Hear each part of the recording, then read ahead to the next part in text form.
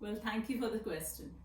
Now, before I share my views on the future of travel and tourism, let me touch upon some of the key dimensions of travel and tourism. Firstly, its size. It's a 9.25 trillion US dollar business worldwide. Main contribution of travel remains the business travelers. Civil aviation alone is around 850 billion USD and hotel industry is around 600 billion. If you consider international travel alone, we have 1.4 billion travelers annually, of which 670 million travel to Europe alone. But the most important thing is that it's one of the largest employment sectors, as tourism is labor intensive with job opportunities for skilled as well as unskilled, male and female, full time and part time, providing employment in urban areas as well as rural locations. Thus, on an average, it provides around 7% of employment globally. And in countries like Iceland, Spain, etc., it's much higher, around 15%. Consequently, it's a significant contributor to GDP of nations and is around an average of 4.4%. If you consider India in specific, the sector provides around 10% of employment. According to World Travel and Tourism Council, India is ranked third in the world amongst 185 nations in terms of the contribution to GDP. Now, let's reflect on the unfortunate current realities due to the global COVID-19 pandemic. The cancellations, lockdowns, quarantines, and all other constraints has meant that the international tourism is expected to decline anywhere between 55% to 80% in 2020, depending on how the pandemic gets contained. If you look at some of the key parts of this industry, like the airline industry, it has been largely grounded and is expected to ferry 700 million fewer passengers in 2020. According to World Travel and Tourism Council, 100 million jobs are at risk, of which India alone is expected to be hit by around 38 million job losses, which forms nearly 70% of its workforce in this sector. One important reality is that the tourism world globally is fragmented and diverse and dependent on a huge network of SMEs, that is small and medium enterprises. An absence of capital means they cannot survive for long. A survey done by OECD countries have predicted that more than 50% of these tourism-linked SMEs will not survive beyond Q3 of this year. This would mean that the recovery would be slow and painful.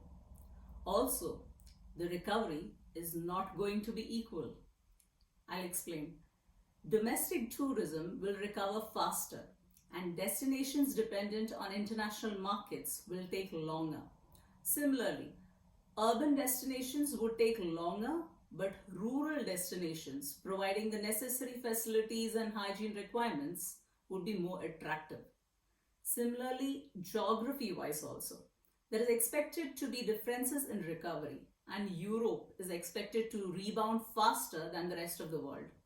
According to ITA, that is the International Air Travel Association, airlines could see a return to pre-crisis levels in early 2021, but hospitality, according to STR, would return to normalcy only between 2022 and 2024, depending on destinations.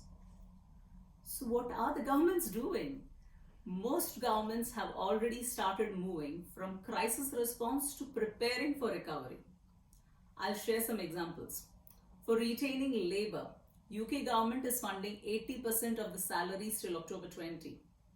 Similarly, for travelers, Japan Tourism Agency is spending 3.6 billion Japanese yen to provide timely and accurate information to international travelers.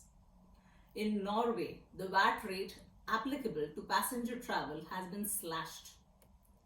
So is it all gloom and doom? I don't think so. Every cloud has a silver lining. No doubt the short term will be focused on survival, but it's also a great time to reflect and recalibrate the business models to have a future fit industry with a greater sense of responsibility and duty of care to both people and planet. Some future focus areas include community-based tourism, where we already have some good examples in India, like the Kerala backwater boating. Ecotourism, that is traveling to undisturbed natural areas, allowing it to be funded and preserved for future. Digital tourism, example museums being shown online to customized experiences. Now, in India, the future opportunity appears significant.